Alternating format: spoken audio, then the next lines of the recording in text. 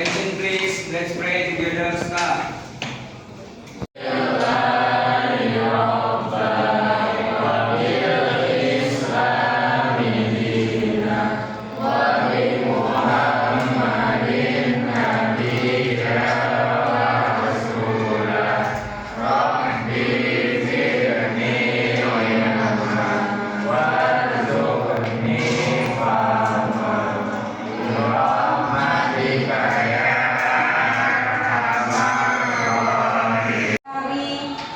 Ya, kita sudah kembali lagi ya.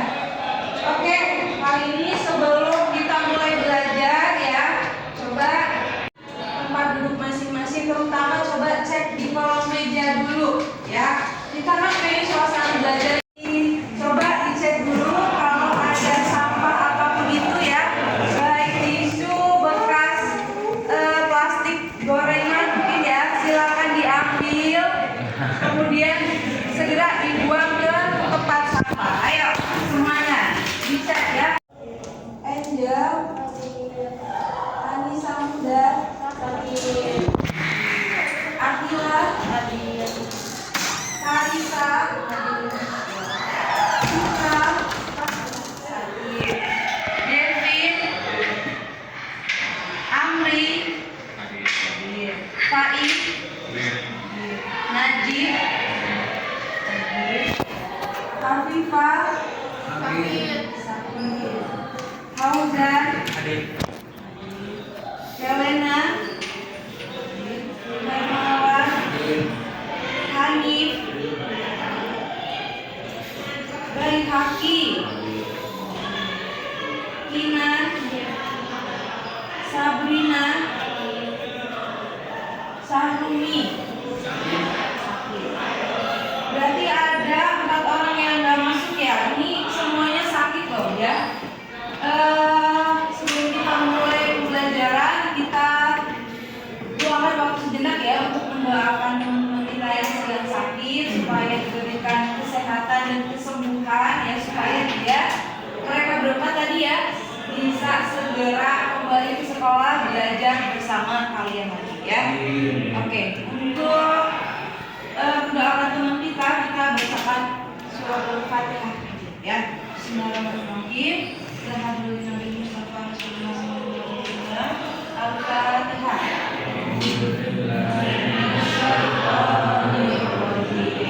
Bismillahirrahmanirrahim.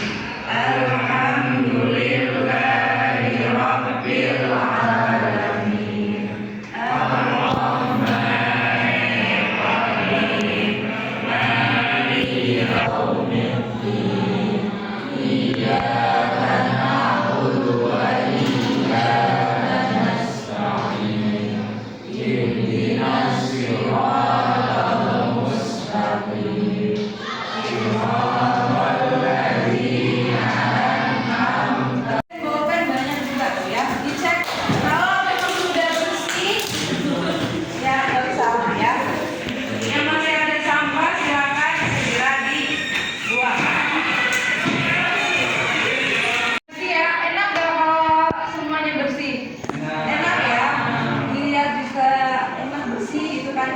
Nyaman belajarnya ya kan, jadi biasakan ya sebelum kita belajar ataupun setelah belajar, misalkan kalian tidak boleh meninggalkan sampah ya. Ketika pulang kan kalian ada jadwal piket ya, jadi supaya kelas kita ya, kelas kalian ini sebelah satu selalu bersih ya dan juga rapi ya.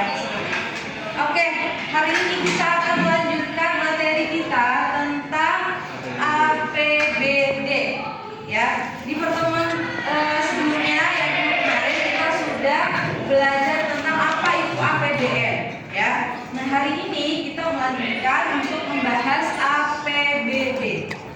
Sebelumnya ya, sebelum kita mulai, ayo seperti biasa, ada yang sudah tahu mungkin ya. Siapa tahu kalian banyak baca berita gitu ya. Hari Adinanto. APBD itu tanya kepanjangannya dulu deh.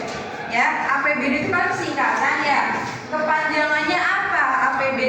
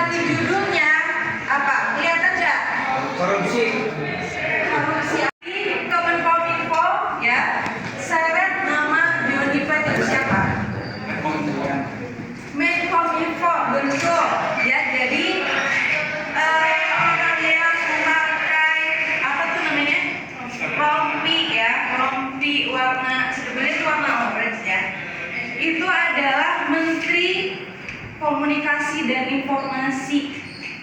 Ya. BTS Korea dan BTS ada yang bilang J-pop enggak ya. BTS itu ya menara server untuk jaringan 4G. Ya, ada yang kamu tahu tentang berita yang ibu tampilkan Yang itu? aku tahu sih Boleh agak kencang lagi suaranya?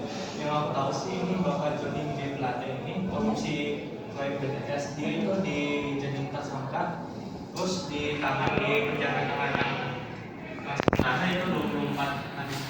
Oke, jadi itu Bapak ex Kemenkominfo ini dia korupsi. Kalau untuk total yang dikorupsinya ada yang tahu nggak berapa nominalnya? Berapa? 8,32 triliun. 8,32 triliun. Ya, banyak nggak itu?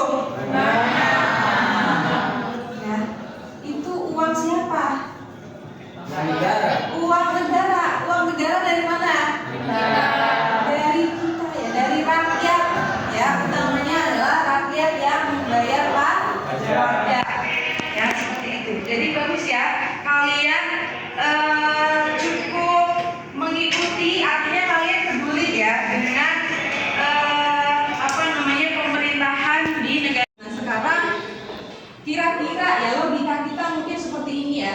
Menteri, sekelas menteri ada gitu yang mungkin gajinya dibandingkan bupati jauh lebih besar ya. Menteri aja bisa korupsi, apalagi sekelas pemerintah daerah. Sebelum kita lanjut, mungkin kalian ada sudut pandang atau apapun ya terkait kenapa sih seseorang terutama pejabat gitu ya, bisa melakukan tindak korupsi. Kira-kira kenapa? Kan mereka sudah punya gaji ya, ataukah gajinya itu tidak mencukupi atau gimana? Ada yang punya pendapat kenapa pejabat ya pemerintah kita banyak yang terkena kasus korupsi? Sebelum kasus ini kan ada kasus Menteri Sosial, benar nggak? Ketika pandemi COVID kemarin ya, Menteri Sosial kita juga korupsi. Ini sekarang Menteri ya Komunikasi Informasi juga. Kira-kira kenapa alasannya? Ada yang mau berpendapat? Kira-kira kenapa? Oke, menurut Kinan karena rakus, namanya orang rakus berapapun penghasilan yang dia punya gak cukup ya gitu. Dia selalu merasa kurang. Nah itu ya, jadi kita itu harus pandai bersyukur ya. Insya Allah kalau kita selalu bersyukur, justru Allah itu akan menambah atau mengurangi? Menambah ya nikmat rezeki yang kita punya. Mungkin semuanya serba tercukupi gitu ya, meskipun gitu ya gajinya pas-pasan mungkin ya. Selain rakus, apalagi kira-kira? Dua deh ya, tadi menurut Kinam rakus ya, nggak bisa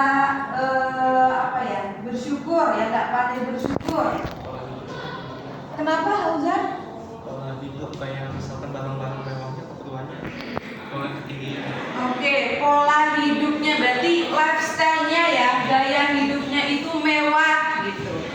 Jadi pejabat yang terkena kasus korupsi biasanya ya seperti itu, dia merasa namanya pejabat ya, apapun barang-barang yang dia gunakan harus yang branded gitu ya, harus yang mahal gitu ya, karena itu berkaitan dengan status itu mengarah juga ke gengsi gitu ya. Yang namanya status atas ya, dari kalangan atas ya harus ditunjukkan dengan apa? Dengan barang-barang pribadinya mungkin ya yang digunakan sehari-hari harus yang branded seperti itu. Oke ya, kalian luar biasa sudah punya pemikiran ke situ ya. Kita ambil positifnya ya, jangan sampai kita mencontoh perilaku yang seperti itu, karena itu perilaku tidak terpuji ya, bisa dipahami ya. Oke, sekarang kita lanjut dari Transparansi Internasional Indonesia. penelitian ya yang disampaikan bahwa selama ini uang rakyat dalam praktek APBN maupun APBD ya menguap sekitar 30 sampai 40% ya oleh perilaku korupsi. Ya, jadi anggaran yang seharusnya digunakan untuk pembangunan ya, untuk kesejahteraan masyarakat, justru menurut hasil penelitian 30 sampai 40% itu ya digunakan oleh pejabat untuk korupsi gitu ya.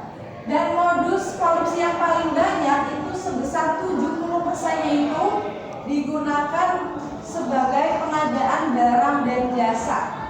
Jadi di laporan keuangannya itu ya lebih banyak anggarannya itu dipakai untuk membeli ya pengadaan barang dan jasa. Kita nggak tahu ya barang dan jasa apa yang pemerintah beli gitu ya dengan anggaran yang sebesar itu gitu ya. Oke, ini hasil penelitian ya, berarti ini termasuk ilmiah ya, bukan kita mengada-ada, tapi memang hasil dari penelitian. Nah, sekarang kita masuk ke tujuan pembelajaran kita hari ini. Setelah kita tadi intermezzo dulu ya, artinya kalian berarti tahu berita sekarang yang sedang itu apa gitu ya. Nah, sekarang kita masuk ke tujuan pembelajaran. Tujuan pembelajaran hari ini yang pertama, kalian bisa menjelaskan apa itu APBD ya. Kemudian yang kedua, kalian bisa menjelaskan fungsi dan juga tujuan APBD. Kemudian kalian bisa mengidentifikasi mekanisme penyusunan APBD yang ketiga. Kemudian yang keempat, kalian bisa mengidentifikasi komponen pendapatan dan belanja daerah. Nah, kemudian yang kelima, kalian nanti bisa menjelaskan juga apa sih pengaruh APBD terhadap perekonomian daerah tersebut. Seperti itu. Ya. Sekarang kita masuk ke tujuan pembelajaran yang pertama, ya. Oke, sekarang kita masuk ke apa definisi atau pengertian dari APBD, ya. Untuk APBD sendiri, kalian tadi di awal sudah Ibu tanya ya, kepanjangannya kalian sudah paham semua. Jadi tidak jauh dari APBN. APBD itu isinya adalah rencana keuangan. Rencana keuangan siapa? Pemerintah daerah, karena kita membaca APBD ya. Di sini rencana keuangan meminta persetujuan dari DPRD ya untuk nantinya disahkan menjadi yang namanya APBD ya. Ini definisi dari APBD ya. Jadi dalam APBD berisi tentang rincian atau rencana keuangan. Lanjut yang berikutnya, di sini kita membahas tentang fungsi. Ya, jadi dalam APBD ya, APBD yang sudah dibuat oleh pemerintah daerah itu ada 6 fungsi. Ini sama sebetulnya dengan fungsi APBN, hanya berbeda lingkupnya. Kalau APBN lingkupnya pemerintah pusat. Kalau APBD pemerintah daerah. Daerah itu kan ada 2 ya, bisa berupa kabupaten atau kota, bisa berupa pemerintah provinsi. Ibu tanya, kalau pemerintah kabupaten yang memimpin siapa?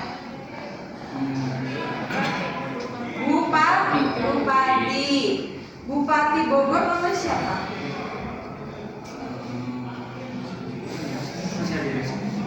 Adi Yasin kan udah ini ya. Astagfirullahaladzim. Siapa? Hah? Bima Arya. Bima Arya itu bupati atau wali kota? Hayo. Lingkup kabupaten dipimpin oleh bupati. Lingkup kota dipimpin oleh wali kota. Lingkup provinsi dipimpin oleh Gubernur. Gubernur Jawa Barat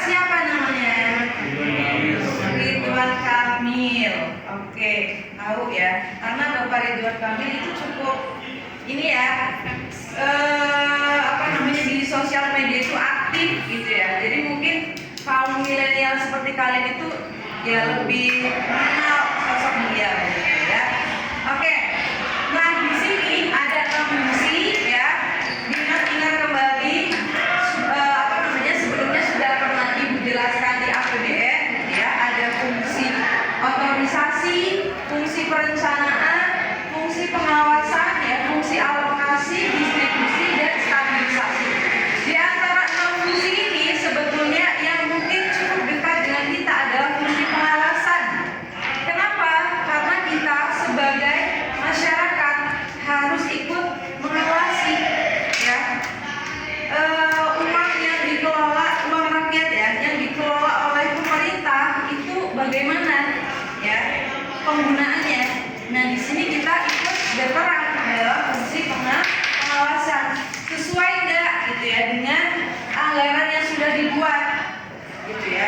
Kok di anggarannya tidak ada pembangunan ya, kok ditulis ada pembangunan misalkan ya. Jadi itu guna fungsi pengawasan.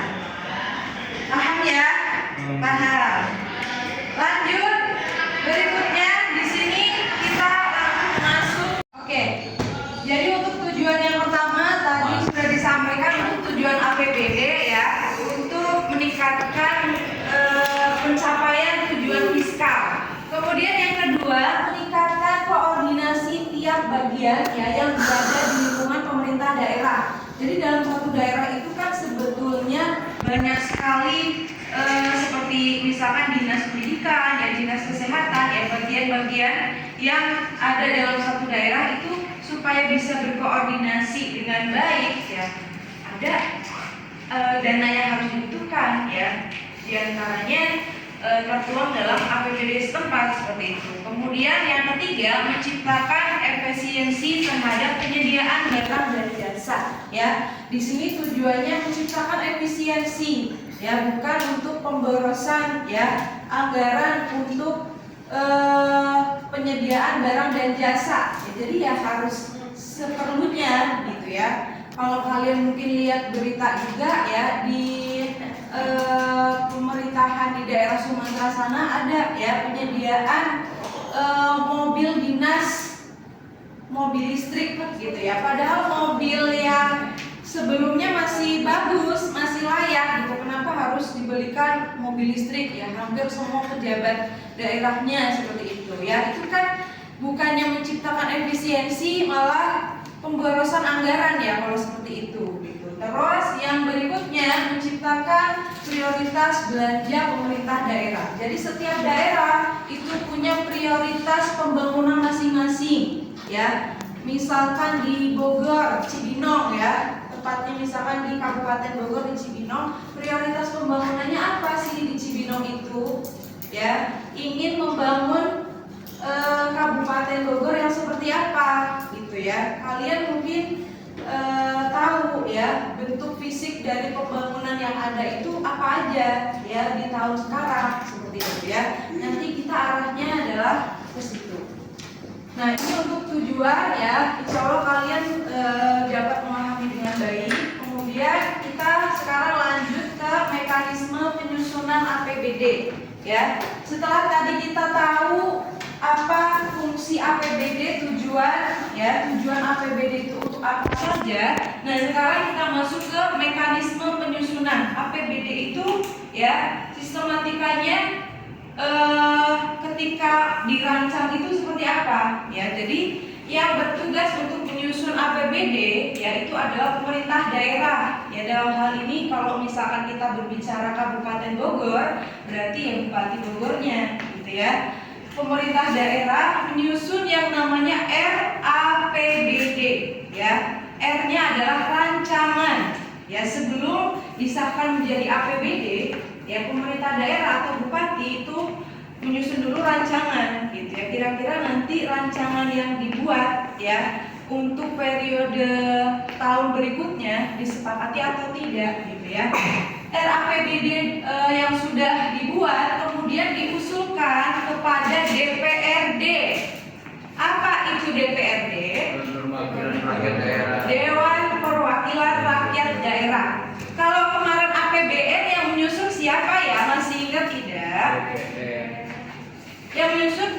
Presiden dibantu dengan Ibu Menteri Keuangan ya, Ibu Sri Mulyani. Kemudian kalau APBN diusulkannya ke siapa? Kalau APBD kan ke DPRD ya. Kalau APBN ke DPR, betul ya. Oke. Kemudian setelah diusulkan ke DPRD, nah nanti dirapatkan gitu ya, dibahas gitu ya. RAPBD-nya dibahas mulai dari penerimaannya, kemudian belanjanya itu dikaji ya, dibahas oleh DPRD ya. Kemudian ada dua pilihan. Ini nggak kelihatan ya, mohon maaf ya.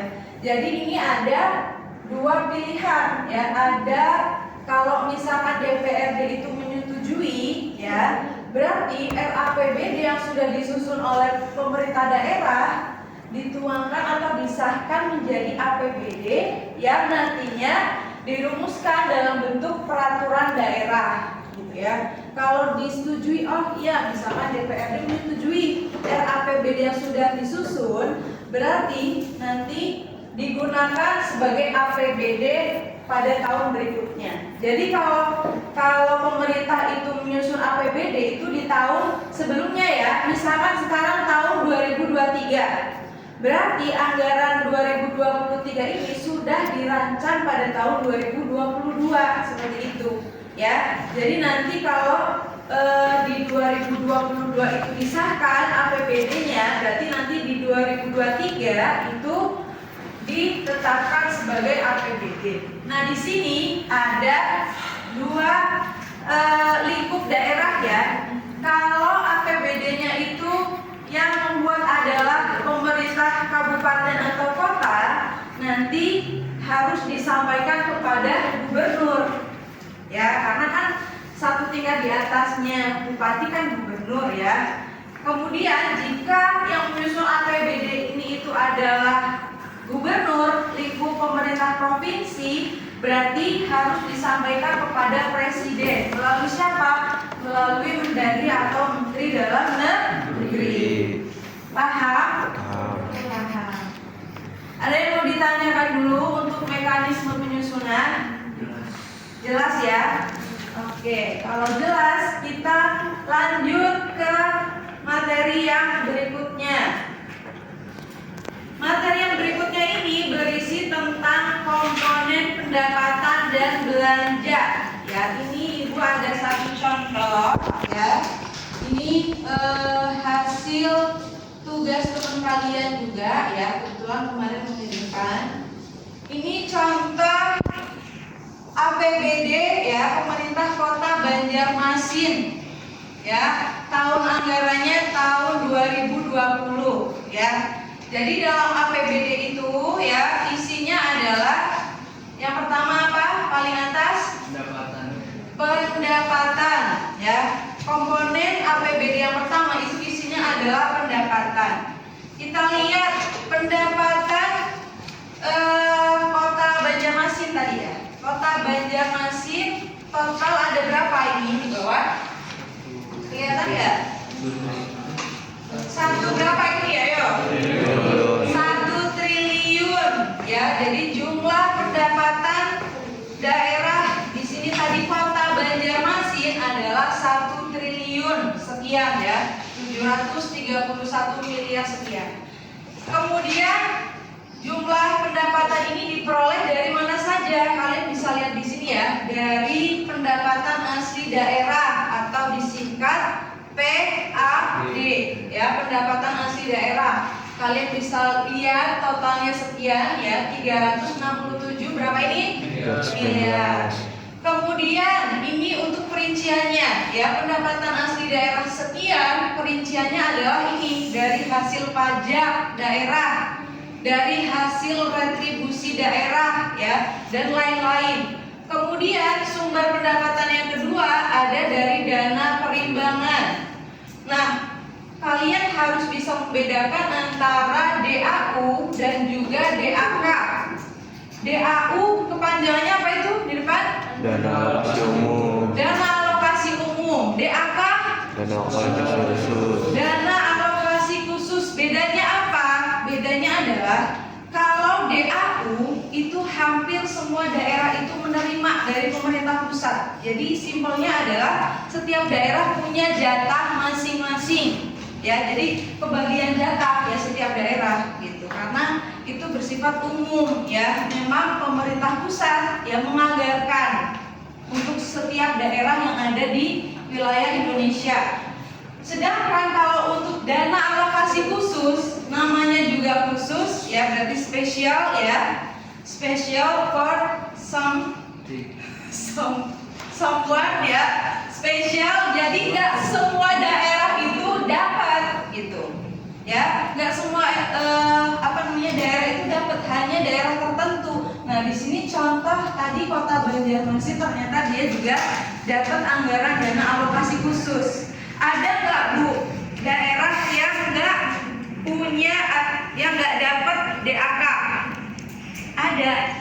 Biasanya daerah yang sudah maju. Contohnya adalah Jakarta. Jakarta itu dia tidak punya atau tidak dapat jatah untuk dana alokasi khusus karena dirasa ya DKI Jakarta sudah maju gitu ya. Jadi bisa dipahami ya? Bisa ya. Jadi DAU dan DAK, ini DAK tidak semua daerah itu mendapat bagian. Kemudian ini sumber pendapatan yang ketiga adalah lain-lain pendapatan daerah yang sah ya. Kemudian komponen APBD yang berikutnya setelah kita tahu pendapatan, nah ini ada belanja. Coba kita lihat bersama jumlah belanja untuk Kota Banjarmasin berapa ini? 2 triliun. Tadi pemasukannya berapa? 1,7 triliun ya. Ini belanjanya berapa? 2 triliun. Berarti di sini ada surplus atau defisit? Defisitnya berapa? 355 miliar. Berapa kurang kencang? 335 miliar. Oke, 335 miliar. Ya berarti pengeluarannya lebih banyak daripada pemasukan. Kalian begitu juga nggak? Iya, sama ya berarti ya, nggak jauh beda berarti ya sama APBD ya gitu ya. Pengeluarannya lebih banyak daripada pemasukan gitu. Berarti defisit ya, setiap bulan defisit nih. Apa ada yang surplus? Ada nggak yang surplus? Saya mah surplus gitu ya. Kenapa? Kan pengen tahu ya kiat-kiat untuk mengatur keuangannya seperti apa. Siapa tahu kita bisa mencontoh. Oh Bu, saya surplus karena setiap Senin Kamis saya puasa gitu. Jadi menghemat pengeluaran gitu ya. Siapa tahu kan ya begitu. Ini intermezzo sedikit. Terus berikutnya setelah kita tahu jumlah belanja ya, di sini ada pembiayaan. Jadi kekurangan dana 330 miliar ini ya, pemerintah setempat itu menggunakan pembiayaan daerah ya, yang sumbernya dari pencairan dana cadangan dan juga sisa lebih perhitungan anggaran tahun sebelumnya. Jadi intinya kekurangan sekian itu ditutupnya dari mana sumber dananya gitu ya, dari sini ya, dari dua subpos anggaran ini. Bisa dipahami? Bisa ya? Bisa? Oke. Kalau bisa berarti sekarang kita masuk ke diskusi kelompok ya. Kita masuk ke diskusi kelompok hari ini. Nah, diskusi kelompoknya adalah di sini tadi kan kalian sudah belajar tentang APBD ya. Coba diulang, tadi kita udah belajar apa aja? Coba APBD. Isinya apa aja yang sudah kalian belajar hari ini? Iya. Fungsi. Mekanisme. Komponen. Oke, semuanya berarti fokus ya, tepuk tangan dulu dong. Ya, mudah-mudahan ini yang pada fokus di sini nanti adalah calon-calon ya pejabat pemerintah daerah selanjutnya. Ya, atau nanti pejabat pemerintah pemerintah pusat ya. Amin. Oke.